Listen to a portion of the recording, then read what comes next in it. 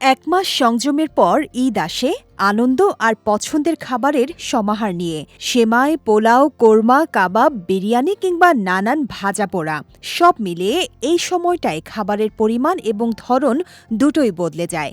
ফলে অনেকেই ঈদের পরপরই অ্যাসিডিটি, বুক জ্বালাপোড়া, পেট ফাঁপা বা কোষ্ঠকাঠিন্যের মতো সমস্যায় ভোগেন। তবে কিছু সহজ অভ্যাসে খুব দ্রুতই শরীরকে আবার স্বাভাবিক অবস্থায় ফিরিয়ে আনা সম্ভব। শরীরের স্বাভাবিক কার্যক্রম ঠিক রাখতে পানি অপরিহার্য। প্রতিদিন অন্তত ৮ থেকে ১০ গ্লাস পানি পান করার অভ্যাস করুন।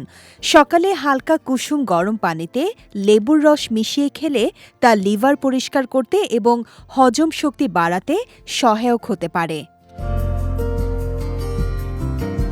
ঈদে সাধারণত মাংস ও রিচ ফুড বেশি খাওয়া হয়, যাতে ফাইবারের পরিমাণ খুবই কম থাকে।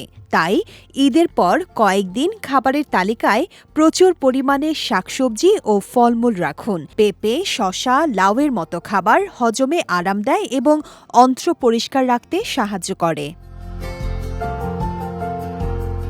টক দই পেটের জন্য বেশ উপকারী। এতে থাকা উপকারী ব্যাকটেরিয়া বা প্রোবায়োটিক হজম শক্তি বাড়ায় এবং পেট ফাঁপা কমায়। দুপুরের খাবারের পর ১ বাটি টক দই খেতে পারেন। উৎসবের পর কয়েকদিন ভারী মাংস ও অতিরিক্ত মিষ্টি খাবার এড়িয়ে চলা ভালো। এর পরিবর্তে হালকা খাবার যেমন মাছ, ডাল ও সবজি বেছে নিন। চিনিযুক্ত পানীয় বা সোডার পরিবর্তে ডাবের পানি বা লেবুর শরবত পান করুন। একসঙ্গে বেশি খাওয়ার পরিবর্তে অল্প অল্প করে কয়েকবার খাবার গ্রহণ করুন। খাবার ধীরে ধীরে ও ভালোভাবে চিবিয়ে খেলে হজম সহজ হয়।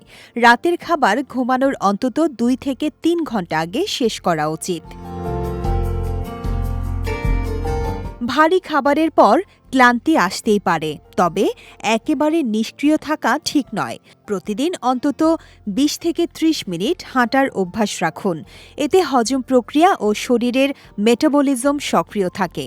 ঈদের পর হঠাৎ কঠোর ডায়েট শুরু না করে ধীরে ধীরে স্বাভাবিক ও সুষম খাদ্যাভ্যাসে ফিরে আসাই ভালো। শেখ তাসফিয়া করিম, বিজয় টিভি, নিউজ ডেস্ক।